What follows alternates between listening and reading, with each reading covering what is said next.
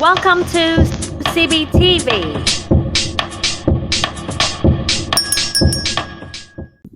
Chapter 6: Letting Go, Transformation and Healing. When we know the art of how to suffer, we suffer much less. We are able to make use of the mud of our suffering to grow lotuses of love and understanding. Living our life fully and deeply requires courage.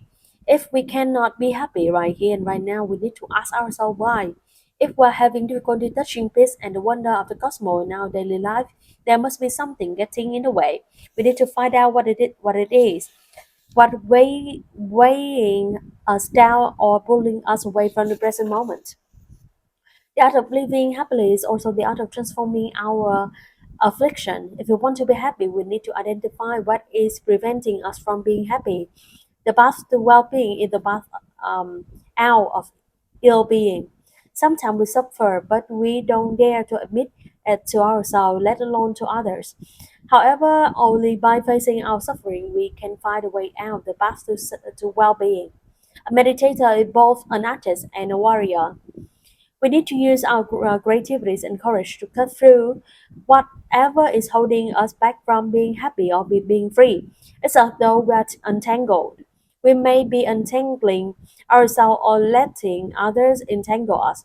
We may even live as though we are saying, "Please tangle me up."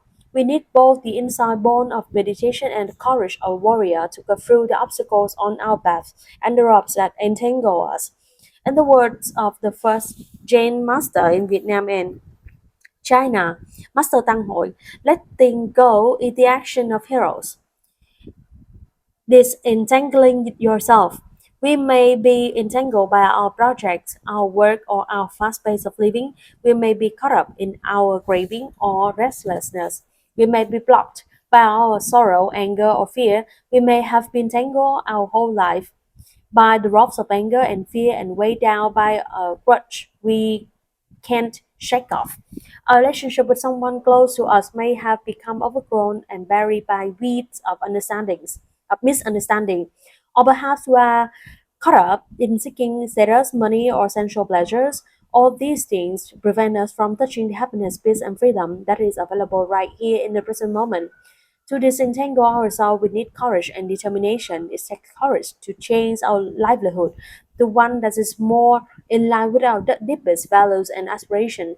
It takes determination not to get carried away by projects that make us feel stressed or overworked, causing us to neglect ourselves and our loved ones. It takes courage to sit down with our parents, friends, and family members and open up communication. Each one of us needs to identify our rope so we can cut ourselves free. We have to make time to sit down and ask ourselves honestly what is entangling us. Wanting to untie the ropes is not enough. We need to understand why those ropes entangle us in the first place before we can free ourselves from them. How long do we have left to live? Uh, what is so important that you let it get in the way of your chance of to live deeply and happily? When you get your priorities straight, you can let go of the restlessness, frustration, and anxiety and resentment you've been carrying. Very few people are truly alive. They are too busy. Even if we have millions of dollars, even if we are famous and influential, without inner freedom, we can be truly happy. What we all want most in the world is freedom. Each one of us has our own idea of happiness. We may think our happiness depends on having a certain job, house, car, or person to live with, or may or we may think we have to eliminate this or that from our lives in order to be happy. Some of us think that if only a certain political parties were in power, then we'll be happy. But these are just ideas we have created for ourselves. If we let go of our ideas, we can allow ourselves to touch happiness right away. Our idea of happiness may be the very obstacle standing in the way of our happiness. Letting go. You already have one piece of paper on which you listed all the conditions of happiness you have. Now you need to take another piece of paper, find somewhere quiet to sit and make a list of everything that entangling you, everything you need to let go of, including your idea about happiness. Just naming what you want to release will make you feel lighter. The more you can let go of, the more lightness and freedom you will feel. Letting go is a source of joys and happiness, but it takes courage. Suppose you live in a busy, polluted cities and you want to get away for the weekend. You may say you want to get away, but somehow it's never happened because you can't let go of the city. You can you get entangled in the city, so you never see the sweeping hills and the forest, the beach and the mountains, or the moon and the stars. But when a friend finally helps you get away, you begin to feel free as soon as you have left the city behind. You feel the fresh breeze on your face and you see the wide horizon and you feel better right away. This is the joy of letting go, the joy of leaving your entanglement behind.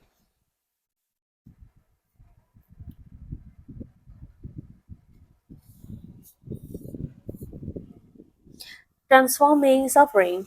Sometimes the obstacle to our happiness is not something we can get through or let go easily. A deep feeling of sorrow or despair may establish itself in our hearts, and we need both the fearlessness of a warrior and the skill of an artist to transform it. We can take refuge in our Buddha body, our spiritual practice body, and our community body to help us do it. In 1954, Vietnam, my homeland, were divided into north and south.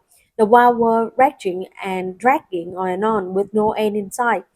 This was when my mother died. It was a very painful, difficult time for me, and I fell into a deep depression. There was nothing a doctor could do. It was only through the practice of mindfulness breathing and mindful walking that I was finally able to heal.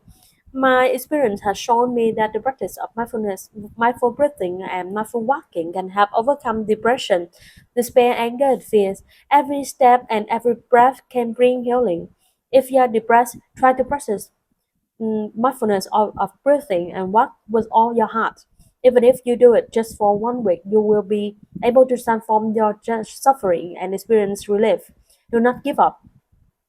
Keep coming back to your breathing and walking. Keep trusting in the quality of fearlessness and perseverance that are there in you. Your seed of awakening and compassion will help you get through. When you are facing a personal crisis or suffering from depression, you may feel that life itself is a problem.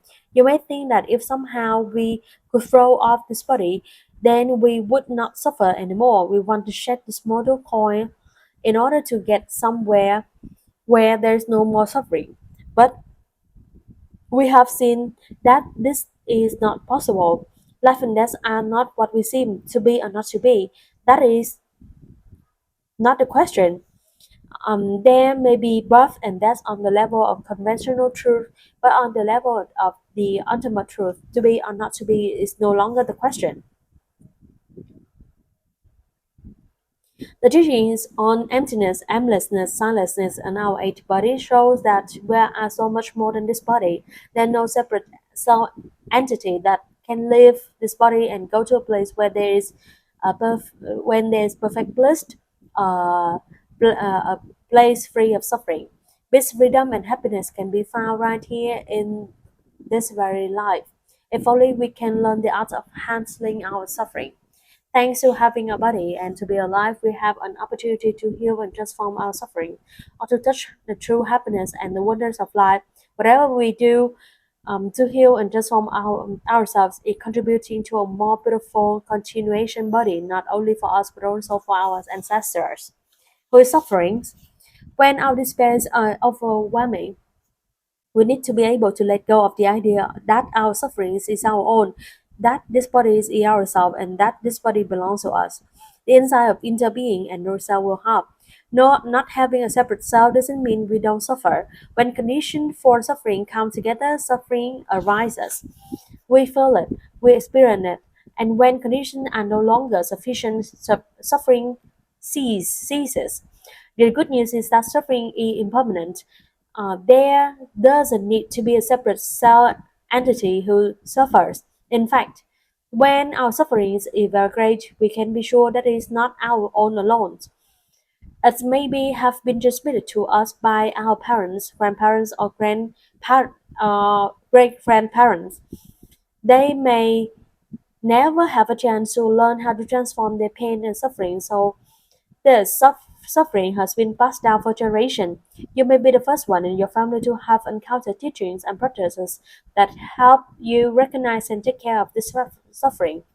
When you are able to transform your suffering, you do so not only for yourself but also for all our ancestors and descendants. Knowing that you are doing this with them and for them can give you the courage and strength you need to overcome even the most difficult moments. And when we know we are cultivating a good continuation body for the future, our bodies is not our own individual property, it is collective. It is the bodies of our ancestors. In our body, we have our mother and father, our nation, our people, our culture, and the whole cosmos. If we are overwhelmed by despair, we may think that destroying our body will help, but the insight of interbeing show that destroying your body would be killing your father, your mother, and your ancestor in us. It is possible to let the suffering, which is not ours alone, pass through the body. It is impermanent, bit by bit, with fearlessness and perseverance, it can be transformed.